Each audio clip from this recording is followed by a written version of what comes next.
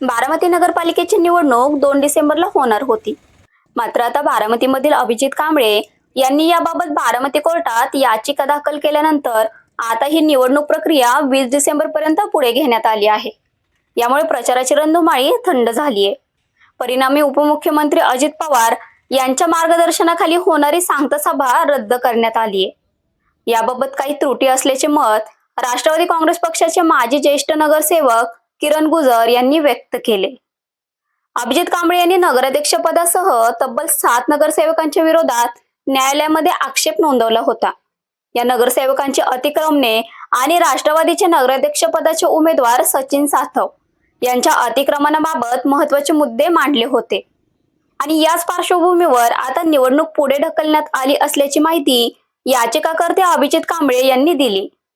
20 डिसेंबर पर्यंत पुढे गेली आहे. नेमकं कुठल्या पद्धतीने ही सगळी निवडणूक प्रक्रिया पुढे गेली? निवडणूक प्रक्रियेमध्ये झालेल्या कायदेशीर अडचणीमुळे पुढे गेलेली आहे. याची कारण एक आहे की बारामती नगर परिषदेचा कार्यक्रम हा 4/10/2025 ला लागला होता. त्याच्यानंतर 17 तारखे निवडणुकीस अर्ज भरायचे शेवटचे दिवस होते. त्या दिवशी उमेदवारी अर्ज 3 वाजेपर्यंत मुदत संपल्यानंतर प्रभाग क्रमांक 13, 15 आणि 17 येथील 3 उमेदवारांनी बारामतीच्या न्यायालयामध्ये याचिका दाखल केल्या की आम्हाला उमेदवारी अर्ज नगरपालिकेमध्ये भरता आला नाही, आम्ही वेळेत असून भरून दिला नाही. त्याच्यावर मेहरबान न्यायालयाने निकाल दिला की या तिघांनाही उमेदवारी अर्ज भरू द्या. हा एक विषय. त्याप्रमाणे आरोनी त्यांना उमेदवार अर्ज भरायला परवानगी दिली. त्यातला प्रभाग क्रमांक 13 आणि 17 2 ठिकाणी उमेदवारी अर्ज आले. प्रभाग क्रमांक 15 मध्ये उमेदवारी अर्ज आला नाही. तदनंतर हा एक बाजू आणि मग नंतर त्यांना निवडणुकीमध्ये 2 उमेदवारांना समाविष्ट करून घेतलं गेलं. हा एक विषय. दुसरा विषय कोणता आहे की नगराध्यक्ष पदाचे उमेदवार अभिजित कांबळे यांनी एक 7 जणांविरुद्ध स्वतंत्रपणे न्यायालयामध्ये याचिका दाखल केली की यांचे उमेदवारी अर्ज हे रद्द करण्यात यावे. त्याच्यामध्ये नगराध्यक्ष पदाचा उमेदवार प्रभाग क्रमांक 8, 11, 13, 15, 17 आणि 19 हे उमेदवार आणि ही याचिका मात्र मेहरबान न्यायालयाने फेटाळलेली आहे विथ कॉस्ट. परंतु आता हा दुसरा कायदेशीर मुद्दा तयार झाला. परंतु निवडणूक आयोगाचं म्हणणं असं आहे की पहिल्यांदा ज्या 3 लोकांनी केलं त्या 3 लोकांतल्या 2 लोकांना तुम्ही उमेदवार अर्ज दिले, परंतु त्याची छाननीची प्रक्रिया पार पडलेली नाही. चिन्ह वाटप झालं. चिन्ह वाटपानंतर त्यांना न्यायाप्रमाणे त्यांना पिरियड कमी मिळाला प्रचाराचा 3 आणि 4 दिवस. हे बरोबर नाही. दुसरं की ज्या ठिकाणी नगराध्यक्षाचा उमेदवार आहे आणि नगराध्यक्षाच्या उमेदवाराच्या विरोधात जी तक्रार दाखल झाली अभिजित कांबळेंची त्याची निवडणूक त्या ठिकाणी पुढे गेली पाहिजे. कारण का की त्या ठिकाणी जरी अभिजित कांबळेंच्या विरोधात निकाल लागला असला तरी त्याची अपिलाची मुदत अजून संपलेली नाही आणि अपिलाची मुदत संपल्याशिवाय पुढे निवडणूक प्रोग्राम घेता येत नाही. मग काय हा निवडणूक प्रोग्राम फ्रीज करायचा त्या ठिकाणच्या प्रभागापुरता. लक्षात घ्या. आता इथून पुढे नवीन कुणाला अर्ज भरता येणार नाही. परंतु प्रभाग क्रमांक हे जे अभिजित कांबळेंच्या याचिकेमधले प्रभाग आहेत त्याच्यामधले कॉमन प्रभाग परत ह्या 2-3 याचिकेमध्ये आहेत. म्हणून त्या सर्वसाराचा विचार केला तर 7 प्रभागांमध्ये आता परत फ्रेश प्रोग्राम काय लागलेला आहे की 7 प्रभागामधल्या एंटायर नगराध्यक्ष की तुम्हाला उमेदवारी अर्ज आता दिनांक 4 ते 10 पर्यंत माघारी घेता येईल. नंतर तुमची चिन्ह वाटप होईल आणि नंतर सगळ्यांनाच त्या ठिकाणी मतदानाची तारीख दिली. कारण का की नगराध्यक्षाचे उमेदवार हे सर्व प्रभागासाठी एकत्रित असल्यामुळे सगळ्यांना एकच दिवस प्रचाराचा सारखा वेळ मिळावा म्हणून जो वेळ दिलेला आहे त्याप्रमाणे 20 तारखे मतदानाची ठेवलेली आहे. याच्यामध्ये आता नव्याने कुणालाही निवडणुकीसाठी अर्ज भरता येणार नाही. परंतु प्रभाग क्रमांक 8, 11, 13, 15, 17 आणि 19 येथील जे पूर्वीचे उमेदवार आहेत यांना जर कुणाला उमेदवारी मागे घ्यायची असेल तर ते घेऊ शकतात. असा साधारणपणे त्यातला कार्यक्रम आहे. महाबळेश्वरची निवडणूक राज्य निवडणूक आयोगाने खरं तर पुढे ढकलले. अशातच काल रात्री 1 वाजता खरं तर राज्य निवडणूक आयोगाने एक मोठा निर्णय घेतला आणि बारामती नगरपालिकेची निवडणूक हे पुढे ढकलण्यात आली. खरं तर या संदर्भात बारामतीमध्ये अभिजित कांबळे यांनी एक याचिका दाखल केली होती आणि ते अभिजित कांबळेसोबत आपण त्यांच्याशी बातचीत करण्याचा प्रयत्न करू. तुम्ही जी याचिका दाखल केली होती काय नेमके मुद्दे याचिकेमध्ये दाखल केले होते? याचिकेमध्ये महत्त्वाचं काय होतं की जी अजित पवार गट राष्ट्रवादी ह्यांना निवडणूक निर्णय अधिकारी वेगळी प्रकारची वागणूक देत होते. त्यांनी कोणत्याही प्रकारचे डिपॉझिट पावत्या भरल्या नाही, त्यांचे ट्रू कॉप्या केल्या नाही, त्यांनी AB फॉर्म जोडले नाही, त्यांना सूचक माहीत नव्हते कोण कुणाचे आहेत. असे अनेक गोष्टी होत्या की फक्त त्यांच्यासाठी ही यंत्रणा एवढ्या मोठ्या प्रमाणात निवडणूक निर्णयांनी लावलेली होती. जेव्हा ह्या सगळ्या छाननी 18 तारखेला जेव्हा पूर्ण झाल्या तेव्हा निवडणूक निर्णय अधिकारी सकाळी 7 वाजता गेल्यात आणि निवडणूक निर्णयाच्या नियमाप्रमाणे सगळ्यांचे ॲफिडेविट, सगळ्यांचे कागदपत्र अपलोड गव्हर्नमेंटच्या वेबसाईटला ज्या इलेक्शन कमिशनच्या असतात त्याला 24 तासाच्या आतमध्ये दाखल करायचे. आज जवळजवळ 11 ते 12 दिवस होऊन गेले तरी पण ही प्रक्रिया राबवली गेली नाही, कारण ही पूर्ण प्रक्रिया संशयास्पद होती. कारण नगरपालिकेचे बांधकाम विभागाचे क्लर्क आहेत, त्यांनी ह्या 42 जणांच्या पावत्या एका रूममध्ये बसून जे कुठले पद अग्निशामकच्या विभागाचे जे अधिकारी आहेत त्यांच्याकडं आचारसंहिताचा कक्ष बनवलेला आहे. त्या कक्षामध्येच 42 पावत्या तयार केल्या त्या. म्हणजे अनेक गोष्टी एवढ्या चुकीच्या चाललेल्या, त्याच्यावर आक्षेप घेतल्याशिवाय काय पर्यायच नव्हता. आणि माझ्यावर विनाकारण मी पहिल्यापासून मी म्हणत होतो, सगळ्या पोलीस अधिकाऱ्यांना पण म्हणत होतो की तुम्ही सगळे CCTV फुटेज आतमधले चेक करा आणि नंतर गुन्हा दाखल करा. का नेमका गुन्हा का दाखल करण्यात आला मी तुमच्यावर? आक्षेप फक्त घेतलं की ह्यांच्याकडं सूचक नाही, ह्यांचे सूचक नाही, ह्यांच्याकडं डिपॉझिट पावती नाही, ह्यांच्याकडं ट्रू कॉपी केलेले म्हणजे मतदार यादीमधले त्यांच्याकडं यादी नंबर जोडलेले नाही, त्यांचे भाग क्रमांक जोडलेला नाही, ट्रू कॉपी केलेले नाहीत, असे छोटे मोठे त्यांचे ॲफिडेविट नाहीत, हे छोटे मोठे मी आक्षेप घेतलेले. काय गुन्हा दाखल करणार? माझ्यावर 353 सारखा गंभीर गुन्हा माझ्यावर दाखल केला. खरं तर तुम्ही ज्या नगराध्यक्ष पदांवरती खरं तर जो आक्षेप घेतला आहे यामध्ये 7 नगरसेवक आणि 1 नगराध्यक्ष असे उमेदवार आहेत.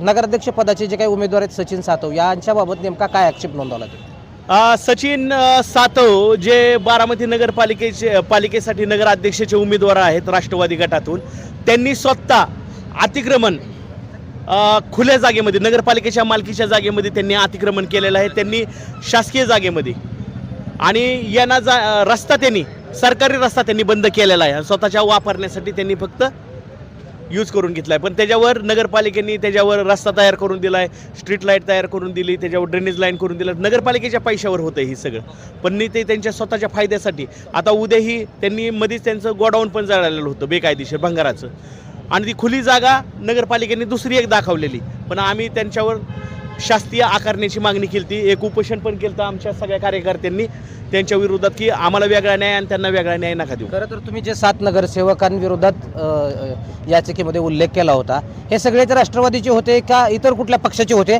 आणि विशेष म्हणजे त्यांची नावं काय आहेत, काय आक्षेप त्यांच्याबद्दल आहे तुमचा? तर सचिन सातव यांच्यावर अतिक्रमणाचाच आक्षेप होता मूळता आणि टॅक्स चोरीचा. दुसरा जितेंद्र गुजर यांच्यावरही अतिक्रमणचाच आक्षेप होता आणि टॅक्स चोरीचा. त्यांना कशा प्रकारे त्यांना नो ड्यूज नगरपालिकेने मालमत्ता 1,35,000 रुपये त्यांच्यावर जितेंद्र गुजर यांच्यावर थकबाकी असताना नगरपालिकेने नो ड्यूज कसा काय दिला, की थकबाकी नसल्याचा दाखलाच कसा काय दिला, तो एक विषय होता. आणि सांगण्यात आलं आम्हाला की त्यांनी चेकनं पेमेंट केलं आहे. आता चेकनं पेमेंट केलं तर एंट्री कुठं ना कुठं ते दिसायला पाहिजे, रजिस्टरवर दिसायला पाहिजे. पण नगरपालिका ती फर्जरी डॉक्युमेंट ती पण तयार करेल, पण बँकेमध्ये तर त्या टायमाला दिसायला पाहिजे एंट्र्या की ह्या नंबरचा चेक वटवण्यासाठी आलेला आहे. या अशा अनेक बाबी आहेत. स्वतः विरोधी पक्ष नेते जे आता अजित पवार गटांमध्ये सामील झालेले आहे, सुनील सस्ते, त्यांच्या पत्नीच्या नावावर एवढी भली मोठी डेअरी होती, दूध डेअरी आहे, ती अतिक्रमणच केलेलं आहे. आणि ह्या अनेक गोष्टी आहेत. आणि अल्ताफ सय्यद म्हणून आहेत, त्यांचा स्वतःचा मोकळी जागामध्ये त्यांनी जिथं बांधकाम केलं ती मोकळी जागा आहे नगरपालिकेच्या मालकीचे, तिथं त्यांनी एवढा मोठा बंगला बांधलेला आहे. खरं तर तुमची याचिका न्यायालयाने फेटाळली असं लोकांमध्ये चर्चा आहे. यामध्ये तुम्हाला कोर्टाने दंड देखील मारला आहे. मात्र या सगळ्या प्रक्रियेमध्ये कोर्टाने एक महत्त्वपूर्ण निरीक्षण नोंदवलं आहे. काय हे निरीक्षण होतं? त्यांनी सांगितलं की तुम्ही बोलताय ती बरोबर, पण सध्याच्या परिस्थितीला ते काय नगरसेवक नाही किंवा कुठल्या पदावर नाही, तुम्ही केलेलं आहे ती कायदेशीर. आम्ही जे एव्हिडन्स दिलं तर ते कोर्टाने पण मान्य केलेलं होतं. आणि राहिलं दंडाचा बाब की अचानक मला ती प्रक्रिया पूर्ण प्रोसेस माहीत नव्हती कोर्टाची. थोडंसं इकडे तिकडं जरा मी बोललो कोर्टासमोर, ते न्यायालयाने त्या खरं तर आता विषयी या संदर्भात उच्च न्यायालयात किंवा वरिष्ठ कोर्टात काय तुम्ही बाजू मांडणार आहात का? मी ही पूर्ण प्रक्रिया चॅलेंज करणार आहेत, कारण रोटेशनप्रमाणे बारामती नगरपालिका चा नगराध्यक्ष अनुसूचित जातीचा 2022 प्रमाणे झालता, पण अचानकच काय झालं की 2025ला निवडणूक लागू झाल्या, त्या थांबलेल्या ओबीसीच्या इम्पिरियल डाटामुळे काही गोष्टी थांबलेल्या होत्या, पण अचानक 2025ला ओपनच आलं, म्हणजे रोटेशनप्रमाणे भंग झाला, जे कायद्याप्रमाणे म्युनिसिपल ॲक्टप्रमाणे त्याचा भंग झाला. दुसरा विषय, प्रभाग रचनेमध्ये काय झालं की एकूण प्रभाग आहेत बारामती नगरपालिकेचे 20 आणि एकूण लोकसंख्या आहे 1,962,000, तर त्याला साधारणपणे प्रभागाला भागायचं होतं, तर मग साधारणपणे 5-5 हजार प्रभाग रचनामध्ये प्रत्येक मतदारसंघ यायला पाहिजे होते, पण कमीत कमी किमान आणि कमाल असतं तर कमीत कमी 10% आणि जास्तीत जास्त 15%, तर एका प्रभागाची लोकसंख्या 4,500 यायला पाहिजे होतं कमीत कमी, आणि जास्तीत जास्त 5,750 यायला पाहिजे होतं, पण 7 नंबर प्रभागामध्ये त्याची लोकसंख्या आली 2700 आणि प्रभाग क्रमांक 20ची लोकसंख्या आली 7,200. आम्ही तेव्हा पण म्हणलेलं की 4,000चा फरक कसा काय, या संदर्भात तुम्ही आम्हाला काही सांगितलं या नाही. संदर्भात तुम्ही काय आक्षेप नोंदवले होते का आणि नगरपालिकेने त्याचं निवारण केलं का? नाही, कोणत्याही प्रकारचं. आम्ही अनेक तक्रारी केल्या त्या निवडणूक अधिकाऱ्यांकडे केल्या, त्या केंद्राच्या निवडणूक निर्णय अधिकाऱ्याला केल्या, त्या राज्याच्या केल्या. आम्ही ज्या त्या टायमाला आम्ही पहिल्यांदा आक्षेप नोंदवायचं, कारण आम्हाला माहीत होतं की बारामतीचे जे आमदार आहेत ते पुणे जिल्ह्याचे पालकमंत्री पण आहेत आणि ज्या निवडणूक निर्णय अधिकारी आम्हाला दिलेले आहेत त्यांच्याच बाजूनं बोलत होते, नाहीतर माझ्यावर 353 सारखा गुन्हा दाखल केला नसता. पण प्रशासनावर आणि कायद्यावर मला बाबासाहेबांच्या कायद्यावर विश्वास होता, त्यामुळे ह्या गोष्टी जात गेल्या. तुम्ही काय सांगाल? खरं तर नगरसेवक पदासाठी इच्छुक होता तुम्ही, उभ्या आहात तुम्ही, खरं तर 20 दिवस निवडणूक पुढे गेले, काय नेमके फायदे असणार आहेत आणि काय नेमके तोटे होतील? सर, या ठिकाणी सर्वप्रथम मी तुम्हाला सांगू इच्छितो तुमच्या माध्यमातून, ही निवडणूक प्रक्रिया जशी चालू झाली का नाही सर, तसं या निवडणूक निर्णय अधिकाऱ्यांचं काम हे एका विशिष्ट पक्षाला सहकार्य होईल असंच राहिलं आहे. आता आमचे मित्र आणि सामाजिक कार्यकर्ते आणि नगर अध्यक्षपदाचे उमेदवार अभिजित कांबळे यांनी सांगितलं, त्या ठिकाणी अभिजित कांबळे असेल, स्वतः मी रवींद्र सोनवणे असेल, काळूराम चौधरी साहेब असतील, आम्ही ह्या सर्व प्रक्रिया जिथं जिथं आम्हाला चुकीचे वाटत होतं आम्ही संबंधित निवडणूक निर्णय अधिकाऱ्यांच्या निदर्शनास हे आणून देत होतो की आम्हाला एक न्याय आणि विशिष्ट लोकांना एक न्याय असं का चाललंय, हे असा मतभेद का होतोय. आम्ही तिथंच, आणि अभिजित कांबळेंनी तर तिथं तोंडीसुद्धा हरकती घेतल्या होत्या आणि लिखित स्वरूपात सुद्धा तक्रारी दिल्या होत्या. मग यांचं काम होतं की त्या ठिकाणी मी जर समजा तुमच्याकडे लिखित स्वरूपात एखादी तक्रार करत असेल तर अधिकाऱ्यांचंही काम आहे ना त्याचं लिखित स्वरूपातच उत्तर देणं अपेक्षित आहे. नैसर्गिक न्याय कशाला म्हणतो आपण, नॅचरल जस्टिस. मी जर तुमच्याकडे लिखित स्वरूपात तक्रार करत असेल तर त्याचं उत्तर तुम्ही मला तोंडी नाही द्यायचं, त्याचंही उत्तर तुम्ही मला लिखितच स्वरूपात द्यायचं आहे, कारण त्याला वेटेज राहतं. परंतु तसं न करता या अधिकाऱ्यांनी फक्त ओढवाओढवीची तोंडी उत्तरं दिली आणि त्यामुळे आता मग न्याय मागायला जायचं कुठं? यू आर नॉट टी. ह्या लोकांना हे माहिती नाही, हे मनाचाच कारभारचा हे करत होते, चालवत होते. म्हणून ह्या प्रक्रियेमुळे कुठंतरी व्यतीत होऊन अभिजित कांबळेसारखा कार्यकर्ता जो न्यायाच्या बाजूने नेहमी उभा असतो तो न्यायालयात गेला आणि न्यायालयात ह्या संबंधी न्याय मागितला आणि तिथून हा जो निर्णय आलेला आहे आणि मग त्यानंतरची ह्या सगळ्या प्रक्रिया आपल्याला दिसतात. पण या ठिकाणी हे जे निवडणूक निर्णय अधिकारी आहेत त्यांच्यामुळं आज बारामतीकरांवर ही वेळ आलेली आहे. आणि एक अपक्ष म्हणून साहेब आमच्यावर तर एवढा अन्याय झाला आहे ना पराकोटीचा. एक तर चिन्ह आम्हाला 26 तारखेला संध्याकाळी 7 वाजता दिलं चिन्ह, म्हणजे 27, 28, 29, 30 दिवस, 4 दिवस आम्हाला प्रचाराला. ज्यावेळेस आपण एखाद्या स्पर्धेला सुरुवात करतो का नाही तर एंट्री पॉईंट सगळ्यांना समान असला पाहिजे पळायला. आमच्या 10 पावलं अगोदर एका विशिष्ट पक्षांना उभं केलं ना आम्हाला अपक्षांना पाठीमागं. हे हा नाही कुठं असतो का? तुम्ही देखील नगरसेवक पदासाठी उभे आहात. जे निवडणूक निर्णय अधिकारी इथले आहेत त्यांनी कुठल्या एका पक्षाच्या बाजूने काम केले असं वाटतंय तुम्हाला? खरं तर मी मुख्य निवडणूक आयुक्त महाराष्ट्र राज्य यांना पत्र लिहिलं होतं 20/11/2025 रोजी.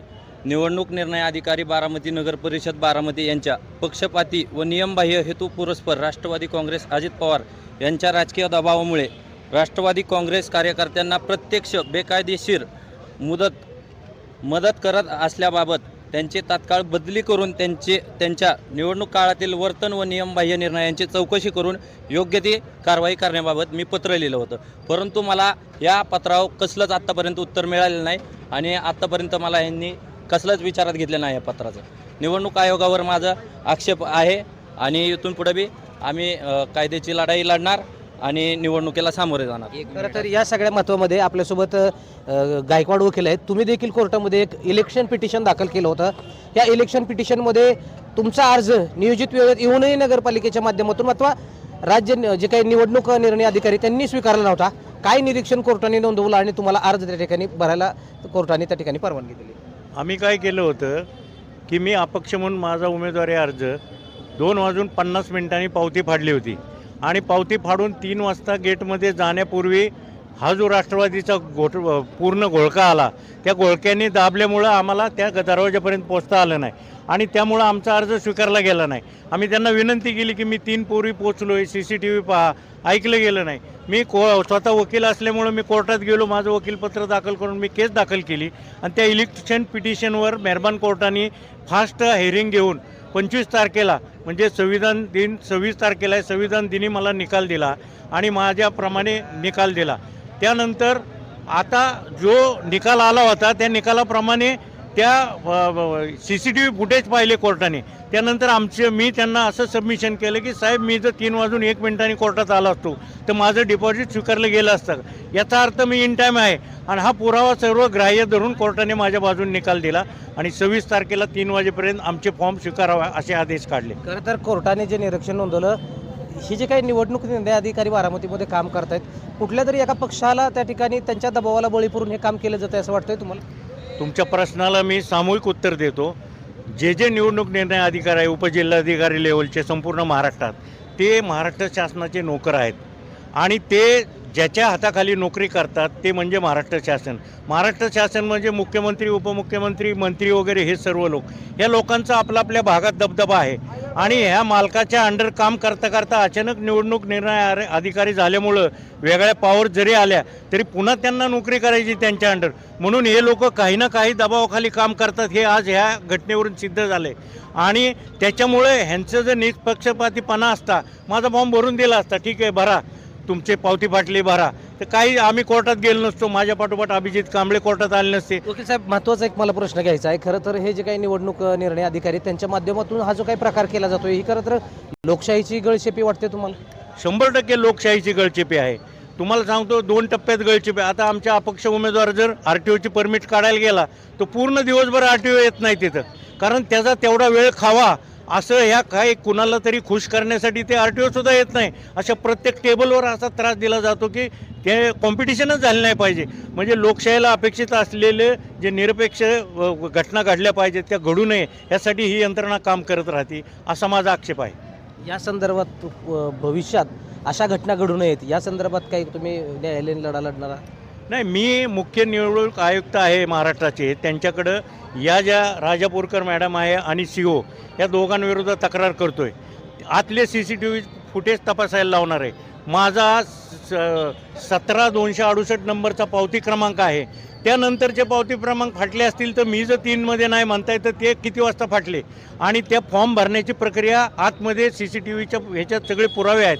ते फॉर्म भरण्याची प्रक्रिया आज चालू होती का नाही हे तपासून त्या निवडणूक निर्णय अधिकारी आणि CO यांच्यावर कारवाई करावी अशा पद्धतीची तक्रार मी माननीय उच्च आयुक्तांकडे करतोय आणि त्यांच्याकडे न्याय नाही मिळाल्यावर मी पुन्हा वकील असल्यामुळं मी हायकोर्टात जातोय. खरं तर खूप खूप धन्यवाद. खरं तर अभिजित कांबळे यांनी जी काही भूमिका मांडली, खरं तर अभिजित कांबळे यांनी कोर्टात जी याचिका दाखल केली होती ती याचिका कोर्टाने फेटाळली होती आणि या संदर्भात अभिजित कांबळे यांना दंड देखील मारला होता. मात्र या याचिकेमध्ये कोर्टाने एक महत्त्वपूर्ण निरीक्षण नोंदवलं होतं आणि याच निरीक्षणाद्वारे खरं तर ही जी काही मतदान प्रक्रिया आहे ही लांबवण्यात आलेली आहे. आता जवळपास 20 दिवसानंतर ही मतदान प्रक्रिया पार पडणार आहे. निवडणूक लढण्यासाठी जे उमेदवार आहेत ह्यांनी त्याचे फायदे सांगितले आणि तोटे सांगितले. मात्र संपूर्ण राज्यामध्ये अनेक नगरपालिका नगरपंचायतीच्या निवडणुका होतात. उपमुख्यमंत्री अजित पवारांच्या बारामतीमध्ये ह्या निवडणुका थांबल्या जात आहेत. हे अजित पवारांसाठी एक नामुष्की म्हणावे लागेल. या काही उमेदवारांनी वेळेत जाऊनही त्यांचा अर्ज त्या ठिकाणी स्वीकारला नव्हता. राष्ट्रवादीची एक अधिकारशाही असल्याचा आरोप त्यांच्याकडून केला होता. 20 दिवस निवडणूक पुढे ढकलले गेल्यामुळे उमेदवारांची आपसुकच तारांबळ त्या ठिकाणी उडणार आहे. प्रचाराची जी रणधुमाळी अगदी शिगेला पोचली होती ती रणधुमाळी आता थंडावलेली आहे. यामुळे येणाऱ्या 20 दिवसामध्ये अधिक काही घडामोडी होतील आणि त्यानंतर बारामती नगरपालिका सुदिन मतदार आहेत हे नेमकं कुणाला मतदान करतायत हे पाहणं महत्त्वाचं ठरणार.